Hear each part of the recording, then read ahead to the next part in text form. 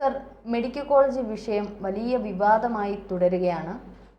നിരവധി പ്രശ്നങ്ങൾ ഓരോ ദിവസം കഴിയുന്തോറും ഉടലെടുത്തുകൊണ്ടിരിക്കുക, അവിടുത്തെ വിഷയങ്ങൾ ഓരോ ദിവസവും. പക്ഷേ നമ്മുടെ പ്രതിപക്ഷം എങ്ങോട്ട് പോയി സാർ? ഈ ഡോക്ടർ ഹാരിസ് വെളിപ്പെടുത്തിയതൊരു അതീവ ഗുരുതരമായ പ്രശ്നം തന്നെയാണ്. അത് മെഡിക്കൽ കോളേജ് കണ്ടിട്ടുള്ള, മെഡിക്കൽ കോളേജ് എന്നല്ല, കേരളത്തിലെ സർക്കാർ ആശുപത്രികളിലൊക്കെ പ്രവേശിച്ചിട്ടുള്ളവർ അവർക്കറിയാവുന്ന കാര്യങ്ങൾ തന്നെയാണ്. അവരൊക്കെ പരസ്പരം പറയുന്നുണ്ട്, അതുകൊണ്ട് എന്ത് കാര്യം. പക്ഷെ ഉത്തരവാദിത്തപ്പെട്ട ഇടത്ത് നിന്ന് ഇത്തരത്തിൽ, അതായത് ഡോക്ടർ ഹാരിസിനെ പോലുള്ള ഒരാൾ കാര്യങ്ങൾ തുറന്നു പറഞ്ഞപ്പോൾ സംഭവം അതിൻ്റെ ഗതി മുഴുവൻ അങ്ങ് മാറി. ഏതായാലും പത്രമാധ്യമങ്ങൾ ഇത് നന്നായി തന്നെ കൈകാര്യം ചെയ്തിട്ടുണ്ട്. മലയാള മനോരമ പത്രമൊക്കെ ഇത് സെൻട്രൽ പേജിൽ, എഡിറ്റ് പേജിൽ ഇതിൻ്റെ എഡിറ്റോറിയൽ, പിന്നെ കേരളകൗമുദി, മാതൃഭൂമി എല്ലാം എഡിറ്റോറിയൽ വരെ എഴുതി എന്നുള്ളതാണ്. അതിശക്തമായിട്ട് അത് വീണ ജോർജ് പോലും ഇക്കാര്യത്തിൽ കിടന്ന് ഉരുണ്ടു എന്നുള്ളതാണ്. ഒരുപക്ഷെ ഈ ഹാരിസ് പറയുന്നതിന് മുമ്പ് ഒരു 3-4 ദിവസം മുമ്പ് നമ്മൾ നമ്മുടെ ചർച്ചയിൽ പറഞ്ഞ് മെഡിക്കൽ കോളേജിന്റെ സ്ഥിതി പറഞ്ഞിട്ടുള്ളതാണ്. എന്തോ ഇല്ല കരുനാക്ക് പോലെ 3-4 ദിവസം കഴിഞ്ഞപ്പോൾ ഹാരിസിന്റെ പ്രശ്നം വരികയും പിന്നീട് നിരവധി ആൾക്കാർ ഇതിലേക്ക് വരികയും ചെയ്തു.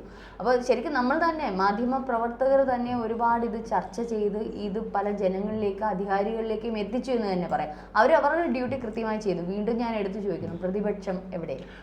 ഇതാണ് ഇതിനകത്ത് ഏറ്റവും പ്രധാനപ്പെട്ട പ്രശ്നം.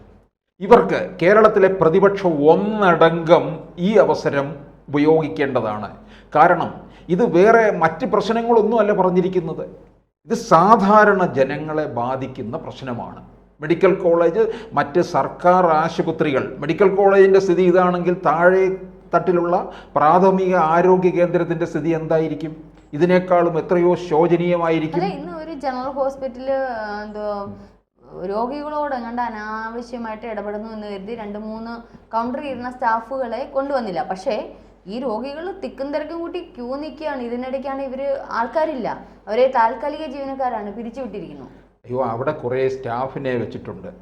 ജനറൽ ഹോസ്പിറ്റലിലായാലും മെഡിക്കൽ കോളേജിലും ഒക്കെ സ്ത്രീകളെ മോശമായിട്ടുള്ള സംസാര രീതിയാണ്, വളരെ മോശമായിട്ടുള്ള സംസാര രീതിയാണ്, എന്തോ ആട്ടിപ്പുറത്താക്കുന്ന മാതിരി. ഇത് നമ്മുടെ നികുതി പണം ഉപയോഗിച്ച് ഉണ്ടാക്കിയിട്ടുള്ള സാധനമാണ്. അതാണ് ഈ ഡോക്ടർ പറഞ്ഞിരിക്കുന്നത്. ഞാൻ പഠിച്ച് വളർന്ന് എന്നെ ഇത്രയും ആക്കിയത് ഇവിടുത്തെ ജനങ്ങൾ കൊടുക്കുന്ന നികുതി പണം ഉപയോഗിച്ചാണ്. അപ്പോൾ ഞാൻ ഇവരോട് നീതി കാട്ടിയില്ലെങ്കിൽ ഞാൻ പിന്നെ എന്തിന് ജീവിച്ചിരിക്കുന്നു? ഇത്രയും ആ പ്രൊഫഷനോട് എത്തിക്സ് പാലിച്ചിട്ടുള്ള വേറെ ആരുണ്ട്? ഇത് മുതലാക്കിക്കൊണ്ട് ഈ ഡോക്ടറെ മുന്നിൽ നിർത്തിക്കൊണ്ട് പ്രതിപക്ഷം ഇവിടുത്തെ സർക്കാരിനെതിരെ രൂക്ഷമായി രംഗത്ത് വരേണ്ട സമയം കഴിഞ്ഞു എന്നുള്ളതാണ്. അവിടെയാണ് പ്രതിപക്ഷത്തിൻ്റെ പിടിപ്പുകേട് പറ്റിയിരിക്കുന്നത്. എല്ലാ സമയത്തും ഇവിടുത്തെ കോൺഗ്രസ് നയിക്കുന്ന പ്രതിപക്ഷം വേണ്ട രീതിയിൽ ഉണർന്ന് പ്രവർത്തിക്കുന്നില്ല എന്നുള്ളതാണ്. ഇപ്പോൾ നോക്കണേ, ആശാ വർക്കർമാർ സമരം തുടങ്ങിയിട്ട് 130 ദിവസമായി. ഇതിനകത്ത് ഇപ്പോഴും പരിഹാരമായിട്ടില്ല. വി.ഡി. സതീശൻ പറഞ്ഞത് ഞങ്ങൾ അധികാരത്തിൽ വന്നാൽ അവരുടെ ശമ്പള വർധനവ് ഉണ്ടാകും എന്ന് പറഞ്ഞ് അവസാനിപ്പിക്കുകയാണ് ചെയ്തത്. അല്ലാതെ ഇതിനെതിരെ സമരം ചെയ്യണം, ഇവരുടെ ആവശ്യങ്ങൾക്ക് വേണ്ടി അവരോടൊപ്പം സെക്രട്ടേറിയറ്റ് നടയിൽ കിടക്കണം. ഇപ്പോൾ തന്നെ ഞാൻ ചോദിച്ചോട്ടെ, നിലമ്പൂരിൽ നിന്ന് ഇവർക്കൊരു വലിയൊരു മൈലേജാണ് കിട്ടിയിരിക്കുന്നത്.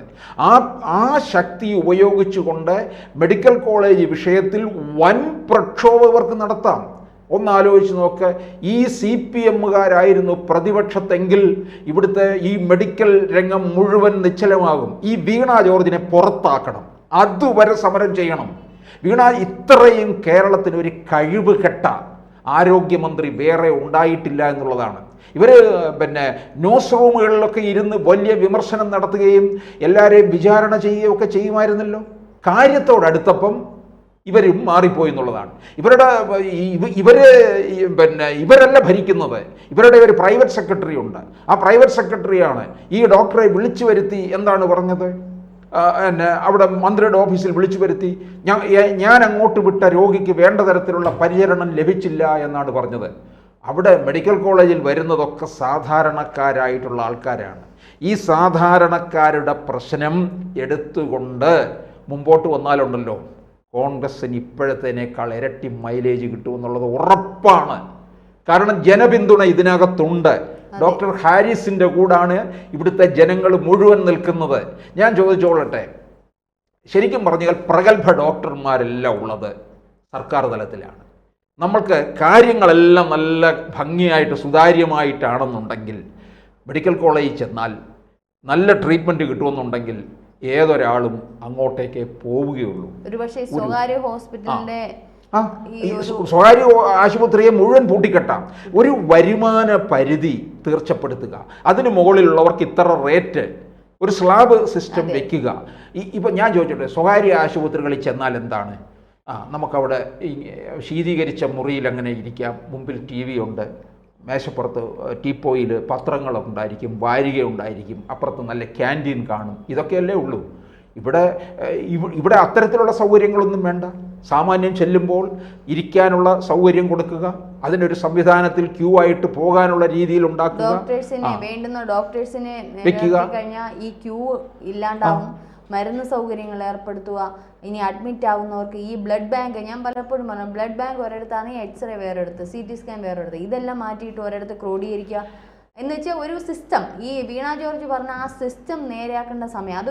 ഒരു വീട്ടിൽ ഒരു വീട്ടമ്മയ്ക്ക് പറ്റുന്ന ഒരു കാര്യമേ ഉള്ളൂ. കാരണം എവിടെയൊക്കെ എന്തൊക്കെ അറേഞ്ച് ചെയ്യണം എന്നൊരു വീട്ടമ്മ ചിന്തിക്കുന്ന ആ ഒരു ബുദ്ധിമതി ഈ സിസ്റ്റം ഒന്ന് മാറ്റാൻ. ഞാൻ പണ്ടൊരിക്കൽ ഇതേപോലെ മെഡിക്കൽ കോളേജിൻ്റെ റിപ്പോർട്ട് ചെയ്തിരുന്നു. അത് ഇതുപോലെ തന്നെയാണ്. ഞാനത് വീഡിയോ വരെ എടുത്ത് റിപ്പോർട്ട് ചെയ്ത ഒരു കാര്യം. മരുന്നില്ല, ആവശ്യ മരുന്നുകളില്ല. ഈ ഒരിടത്ത് ചെല്ലുമ്പോൾ അവിടെ മരുന്നില്ല, കാരുണ്യ ചെല്ലുമ്പോൾ അവിടെ ഇല്ല, നീതി ചെല്ലുമ്പോൾ അവിടെ ഇല്ല, മെഡിക്കൽ കോളേജിനകത്ത് ചെല്ലുമ്പോൾ ഇതില്ല, മരുന്നില്ല. പക്ഷേ ഇവരുടെ കമ്പ്യൂട്ടർ എന്ന് പറയുന്നൊരു സംഗതി ഉണ്ടല്ലോ, ഒരു സോഫ്റ്റ്വെയർ ഇട്ടിരുന്നാൽ മതി, ഇന്നടുത്ത് ചെന്നാൽ നിങ്ങൾക്ക് മരുന്ന് കിട്ടും. ഈ മരുന്ന് അടിച്ചു നോക്കുന്നു, ഇവിടെ ഇല്ല, പക്ഷേ ഇന്നടുത്ത് നിങ്ങൾ പോയാൽ മരുന്ന് കിട്ടും. പക്ഷേ ഇവർ ഈ ഓരോ പേഷ്യൻസ് ആദ്യമായിട്ടൊക്കെ മെഡിക്കൽ കോളേജിൽ വരുന്നവരുടെ അടപ്പ് നൂരും. ഈ സിസ്റ്റം, ഈ സോഫ്റ്റ്വെയർ സിസ്റ്റം ഉണ്ടെങ്കിൽ നിങ്ങൾ ഇന്ന സ്ഥലത്ത് ചെല്ലൂ, അവിടെ ഈ മരുന്നുണ്ട്. ആ മെഡിക്കൽ സ്റ്റോറിൽ ഇവർക്ക് പോയാൽ മതി. ഈ എല്ലായിടത്തും കിടന്ന് ഇവർ ഓടണ്ട. മെഡിക്കൽ കോളേജിനകത്ത് എവിടെയാണോ മരുന്നുള്ള അങ്ങോട്ടേക്കങ്ങ് രോഗിയെ വിട്ടാൽ മതി. ഇതൊക്കെ ശരിക്കും പറഞ്ഞാൽ സിസ്റ്റമാറ്റിക്കായിട്ട് നമുക്ക് ചെയ്താൽ ഇതിൻ്റെയൊക്കെ ഈ ഒരു തിരക്ക് നമുക്ക് ഒഴിവാക്കാൻ പറ്റും. ജനറൽ വാർഡ്, ഒരു വാർഡിനകത്താണ് എല്ലാത്തിനെയും കൂടെ കിടത്തുന്നത്. ഒരു 3-4 വാർഡ് ഉപയോഗിക്കട്ടെ, അതിനകത്ത് ഡോക്ടേഴ്സിനെയും നേഴ്സസിനെയും ആവശ്യമുള്ള സ്റ്റാഫുകളെ വിനിയോഗിക്കട്ടെ. എന്ത് സ്മൂത്തായിട്ട് ഈ സിസ്റ്റം പോവും. ഇതൊക്കെ സത്യം പറഞ്ഞാൽ നമ്മളൊന്ന് ലോജിക്കായിട്ട് ചിന്തിക്കാവുന്ന കാര്യമുള്ളൂ. CT സ്കാനും എക്സ്റേയും അങ്ങനെയുള്ള സംഗതികൾ ഒരു ബിൽഡിങ്ങിനകത്ത് വരട്ടെ, അപ്പോൾ ഇന്നടുത്ത് പോയാൽ മതിയല്ലോ. ഇത് മോളിൽ നിന്ന് പോകണം, അപ്പുറത്തോട്ട് പോകണം. ഈ ശരിക്കും മെഡിക്കൽ കോളേജിൽ പോയവർക്കറിയാം അതിൻ്റെ ദുരന്തം എന്താണ്. നമ്മളിത് കണ്ടെത്താൻ തന്നെ 1/2 മണിക്കൂർ 1 മണിക്കൂർ നമ്മുടെ പോകും. പക്ഷേ ക്രിട്ടിക്കൽ സ്റ്റേജിലെത്തിയ ഒരു രോഗിയായിരിക്കും. MRIയുടെ പുതിയ MRI സ്കാനിങ് റൂമുകൾ 2-3 അവർ കൊണ്ടുവരണം. ഇതൊക്കെ നികുതിയുടെ പണം ഉണ്ടല്ലോ, ഇഷ്ടംപോലെ കാശുണ്ടല്ലോ. ഈ ദൂർത്തടി കാരണമല്ലേ കടത്തിലായത്.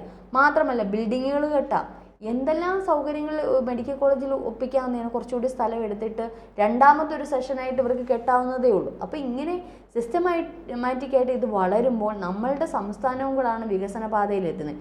ഇതവർ ചെയ്യൂല.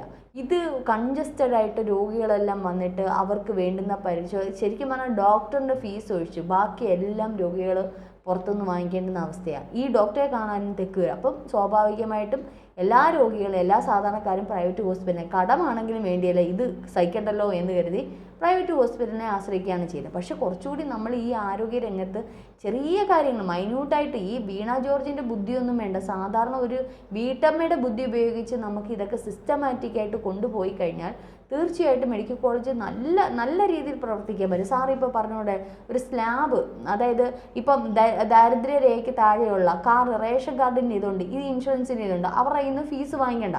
പക്ഷെ അതിന് മുകളിലുള്ളവരുടെ കയ്യിൽ നിന്ന് ഒരു ടാരിഫ് വെക്കിട്ട് പ്രൈവറ്റ് ഹോസ്പിറ്റലിൽ ഒറ്റ രോഗികൾ പോകത്തില്ല. കാരണം പ്രഗത്ഭരായിട്ടുള്ള ഡോക്ടേഴ്സ് ഇവിടെയാണുള്ളത്. അപ്പോൾ എല്ലാവരും ഇവിടെ തന്നെ എത്തും. അപ്പോൾ അത് ജനറൽ ഹോസ്പിറ്റൽ, നിങ്ങൾ ജനറൽ ഹോസ്പിറ്റലിൽ ആദ്യം ചെന്നിട്ട് അവിടുന്ന് പറ്റാത്തത് മാത്രം മെഡിക്കൽ കോളേജിലേക്ക് വിടാം. അപ്പോൾ എന്ത് ചെയ്യണം? ജനറൽ ഹോസ്പിറ്റലും വികസിപ്പിച്ചെടുക്കണം. അപ്പോൾ ഇത്തരത്തിലുള്ള കാര്യങ്ങൾ ചെയ്താൽ തീരാവുന്ന പ്രശ്നമേ ഉള്ളൂ. നമ്മളിപ്പോൾ പറഞ്ഞു വന്നത് പ്രതിപക്ഷം എവിടെ എന്നുള്ളൊരു ചോദ്യമായിരുന്നു. ശരിക്കും പറഞ്ഞാൽ അവർക്ക് നട്ടല്ലില്ല എന്ന് തന്നെ പറയുന്നത്. മെഡിക്കൽ കോളേജിലുള്ള ഡോക്ടർമാരും സർക്കാർ ആശുപത്രിയിലുള്ള ഡോക്ടർമാരൊക്കെ നല്ല പെരുമാറ്റമാണ്. ഈ താഴെയുള്ള കുറച്ച് സ്ത്രീകളെ നിയമിച്ചിട്ടുണ്ട്, ഈ അറ്റൻഡർമാർ, കാര്യങ്ങൾ, അവരുടെയൊക്കെ മോശം പെരുമാറ്റമാണ്. അവിടെ വരുന്ന രോഗികളോട് ആട്ടും തുപ്പും ഒക്കെയാണ് നടത്തുന്നത്. എന്തായാലും ഈ ഒരൊറ്റ വിഷയം മെഡിക്കൽ കോളേജിൽ ഇത് ഉയർത്തിക്കൊണ്ട് ആരോഗ്യരംഗത്തെ പ്രശ്നങ്ങൾക്ക് വേണ്ടി പ്രതിപക്ഷം ഇപ്പോൾ സമരം ചെയ്തു കഴിഞ്ഞാൽ കേരളത്തിലെ മുഴുവൻ ജനങ്ങളും ഇവരുടെ പിന്നിൽ അണിനിരക്കും. വീണ ജോർജ് നാറി പുഴുത്ത് ഇറങ്ങിപ്പോകുന്നത് നമുക്ക് കാണാൻ കഴിയും.